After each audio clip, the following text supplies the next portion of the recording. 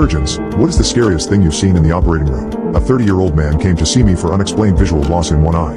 I thought there was a mass pushing against his left optic nerve and ordered an MRI. This demonstrated that the mass was in fact a large aneurysm of his carotid artery against the brain. The protocol was to send such cases to the vascular neurosurgeon who saw him the same day. He